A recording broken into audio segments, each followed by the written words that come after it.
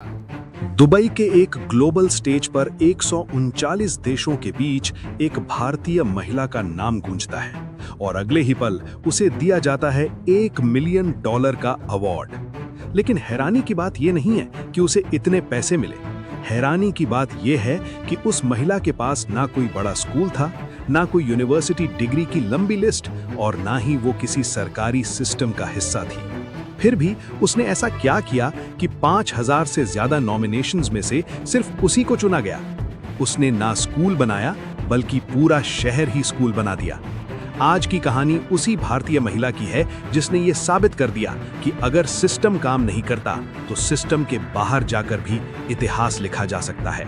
Global teacher prize दुनिया के सबसे प्रतिष्ठित अवार्ड्स में से एक है, जहां हार्वर्ड और ऑक्सफोर्ड जैसे संस्थानों से जुड़े लोग आते हैं। हर साल हजारों टीचर्स और एजुकेटर्स इसमें नॉमिनेट होते हैं और उनमें से सिर्फ एक को मिलता है ये सम्मान। जब इंडिया की इस महिला का नाम अनाउंस हुआ तो वो सिर्फ एक जीत नहीं थी, ये एक आइडिया की जीत थी। एक ऐसा आइडिया जो कहता है कि एजुकेशन 4 दीवारों में नहीं, माइंडसेट में होती है। लेकिन असली सवाल अब भी वही है, आखिर उसने किया क्या था? ये कहानी किसी एसी क्लासरूम से शुरू नहीं होती। ये शुरू होती है उन बस्तियों से जहां बच्चे स्कूल जाने के बजाय या तो कचरा बीनते थे या छोटे मोटे काम में लग जाते थे। यहाँ रूबल नागी ने मिसाल मुंबई की नींव रखी। उन्होंने देखा कि समस्या किताबों की नहीं बल्कि उस बदबूदार माहौल की थी जिसे बच्चों ने अपनी नियति मान लिया था। केस 1। एक 10 साल का लड़का दिन भर प्लास्टिक और बोतलें इकट्ठा करता था। उसे अपनी भाषा तक ठीक से नहीं आती थी। रूबल ने उसे क्लासरूम में नहीं बुलाया बल्कि उसे हाथ में ब्रश पकड़ा दिया। पहले उसे ड्राइंग दी गई, फिर अल्फाबेट्स और 2 साल के अंदर वो बेसिक इंग्लिश पढ़ने लगा। आज वो बच्चा अपनी बस्ती का चेंज एजेंट है। केस 2। एक लड़की जिसकी पढ़ाई 5वीं के बाद घर की गरीबी और रूढ़िवादी सोच की वजह से रुक गई थी। घर वालों ने कहा कि अब पढ़ाई नहीं, घर संभालो। लेकिन रूबल के कम्युनिटी टीचिंग मॉडल ने उसे फिर से किताबों से जोड़ा और आज वही लड़की ओपन स्कूलिंग से 10वीं पास कर चुकी है। ये बदलाव ओवरनाइट नहीं हुआ।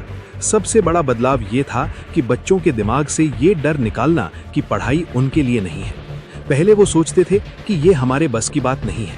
फिर धीरे धीरे माइंडसेट बदला, शायद हम भी कर सकते हैं। और यही शिफ्ट सबसे खतरनाक और पावरफुल था, क्योंकि स्किल सिखाना आसान है लेकिन बिलीफ बदलना सबसे मुश्किल। अब सवाल आता है, ये सब पॉसिबल कैसे हुआ? आप और भी चौंकेंगे कि इस सब करने के लिए उन्होंने ऐसे मेथड अप्लाई किए कि आप हैरान हो जाएंगे। जब बच्चे स्कूल नहीं आ रहे थे तो उन्होंने एक सीधा और क्रांतिकारी फैसला लिया, स्कूल को बच्चों के पास ले जाओ। उन्होंने किताबें नहीं बदली, उन्होंने एनवायरनमेंट बदल दिया। Step 1, walls as classrooms. झुग्गियों की खाली और बदरंग दीवारें उनकी पहली क्लासरूम बनी। उन्होंने 1.5 लाख से ज्यादा दीवारों को रंग दिया। उन पर अल्फाबेट्स लिखे गए, मैप्स बनाए गए, नंबर्स, शेप्स, एनिमल्स, सब विजुअल्स में। अब बच्चा पढ़ने नहीं बैठता था, वो खेलते खेलते सीख रहा था। Step 2, sanitation and trust. उन्होंने सिर्फ पेंट नहीं किया बल्कि घरों की वाटरप्रूफिंग और साफ सफाई भी करवाई। जब बस्तियां चमकने लगी तो वहां रहने वाले लोगों का माइंडसेट बदल गया। उन्हें लगा कि वो भी सम्मान के हकदार हैं। Step 3, empowering the mothers. Rubal ने देखा कि अगर मां जागरूक नहीं होगी तो बच्चा कभी स्कूल नहीं टिकेगा। उन्होंने औरतों के लिए सिलाई और कंप्यूटर सेंटर खोले। जब मां सशक्त हुई तो बच्चों का भविष्य सुरक्षित हो गया। पहले 2 साल मुझे पेरेंट काउंसलिंग करने में चले गए कि आपको बच्चों को स्कूल भेजना ज़रूरी क्यों है, बिकॉज मैक्सिमम पेरेंट्स बोल रहे हैं मैम स्कूल जाने की क्या ज़रूरत है, मैम 8-9 साल का बच्चा होगा तो कमाने लग जाएगा। सो 2 साल मैंने उनको बहुत हाथ पैर जोड़ के कन्विंस किया कि आप मुझे बच्चों के 10 साल दीजिए एंड उसके बाद आप देखिए बच्चों को आप सबको यहाँ से वो बाहर निकाल के एक कंफर्टेबल लाइफ देंगे। तो धीरे धीरे आगे बढ़ने लगे। सिंपल लॉजिक था, अगर बच्चा सिस्टम में फिट नहीं हो रहा तो सिस्टम को बदलो, बच्चा नहीं। और यही अप्रोच उन्हें बाकी सबसे अलग बनाती है। और अब वो नाम जिसने दुनिया को झुका दिया, रूबल नागी। जब उनका नाम उस ग्लोबल स्टेज पर अनाउंस हुआ तो सन्नाटा छा गया। लेकिन असली रोंगटे खड़े कर देने वाला पल तब आया जब उन्होंने $1 मिलियन का वो चेक हाथ में लिया। कोई भी इंसान होता तो अपनी तारीफ करता, लेकिन रूबल ने खुद को क्रेडिट देने के बजाय पूरी दुनिया के सामने नम आंखों से कहा, "We won, India won." We won, India won, Bharat won. This is win of all my bachas, my kids, my family, my country. उन्होंने अपनी बरसों की मेहनत को एक पल में अपने देश के चरणों में रख दिया। ये लाइन स्क्रिप्टेड नहीं थी, ये सीधा दिल से आई थी। और यही रीजन है कि ये जीत सिर्फ उनकी नहीं लगी, पूरे देश को अपनी लगी। खुद को जीरो बनाकर अपने देश को हीरो बनाना ही एक सच्चे लीडर की पहचान है। रूबल नागी की कहानी किसी मजबूरी से नहीं, बल्कि एक बहुत बड़े त्याग से शुरू हुई थी। वो एक सफल सोशल एक्टिविस्ट, स्कल्प्टर और आर्टिस्ट थीं। उनकी बनाई कलाकृतियां मुंबई की सबसे महंगी गैलरीज और आलीशान होटल्स में लाखों में बिकती थीं। उनके पास शोहरत थी, पैसा था और एक आरामदायक जिंदगी थी। लेकिन उन्होंने एक चीज देखी, इंडिया के उन बच्चों की रियलिटी जिन्हें सिस्टम इग्नोर कर चुका था।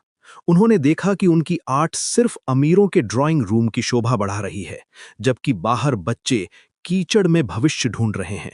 यहीं से डिसीजन आया, कंफर्टेबल लाइफ छोड़कर ग्राउंड लेवल पर काम करने का।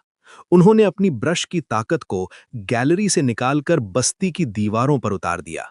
कोई बड़ी सरकारी फंडिंग नहीं, कोई मैसिव इंफ्रास्ट्रक्चर नहीं, बस एक सिंपल शुरुआत, एक दीवार और कुछ रंग। तो जब हमने ये बड़े बड़े मैग्नानिमस म्यूरल्स कर दिए, दीवारों पे पेंट कर दिए, जब मैंने पहला म्यूरल ड्रॉ किया तो 10-20 बच्चे खड़े थे, दूसरा किया तो थोड़े और, तीसरा किया तो 200 के ऊपर बच्चे झुंड बना के खड़े थे, देख रहे क्या हो रहा है। हाँ। फिर एक बच्ची छोटी आई, मुझे बोली, अरे मैम ये तो वो है ना, ये तो वो है ना मैम, ऐसे पानी अगर हम नलका टाइट से बंद कर दे तो पानी नहीं गिरेगा, पानी बचेगा। मैम देखिए फिर कितना अच्छा होगा, हमारे घर में ज़्यादा पानी आएगा। So these ideas started coming from children. So then we replicate this model in all the schools. फिर हमने स्कूल के जो हमारे रूम्स हैं जिनमें हम क्लासेस देते थे, उनको हमने बहुत ब्यूटीफुली पेंट कर दिया। ये जो हमारे आर्ट फॉर्म था, आर्ट बेस्ड एजुकेशन थी, ये एक लिविंग टेक्स्ट बुक बन गई। उन्होंने अपनी कला को ही अपना हथियार बना लिया। एक पेंट की बाल्टी से अगर कोई इंसान हजारों बच्चों की जिंदगी बदल सकता है, तो प्रॉब्लम रिसोर्सेज की नहीं है, प्रॉब्लम सोच की है। रूबल नाजी ने साबित कर दिया कि बदलाव के लिए किसी बड़ी परमिशन की नहीं, सिर्फ एक नेक इरादे की जरूरत होती है। अब सवाल सीधा है, तुम सिस्टम को ब्लेम करते रहोगे या अपने लेवल पर कुछ बदलोगे? अगर ये कहानी तुम्हें रियल लगी और तुम्हारे दिल के किसी कोने को छुआ है, तो इसे यहीं मत छोड़ो, क्योंकि इंस्पिरेशन का कोई मतलब नहीं अगर एक्शन ना आए। इस भारतीय बेटी के जज्बे के लिए एक लाइक तो बनता है। इस वीडियो को इतना शेयर करो कि हर उस इंसान तक पहुंचे जो हार मान चुका है। और ऐसी ही रोंगटे खड़े कर देने वाली कहानियों के लिए अभी सब्सक्राइब करें, क्योंकि जब भारत का हर नागरिक जागता है, तभी देश बदलता है। जय हिंद। मेरा ये सपना है एज अ इंडियन कि हमारे कंट्री का हर बच्चा, हर बच्ची शिक्षित हो। India to be 100% literate country is my dream, and I think हम सब मेहनत करते रहेंगे अपने आखिरी सांस तक, दैट हम ये इसको बहुत जल्दी अचीव कर सकें। अचीव करेंगे।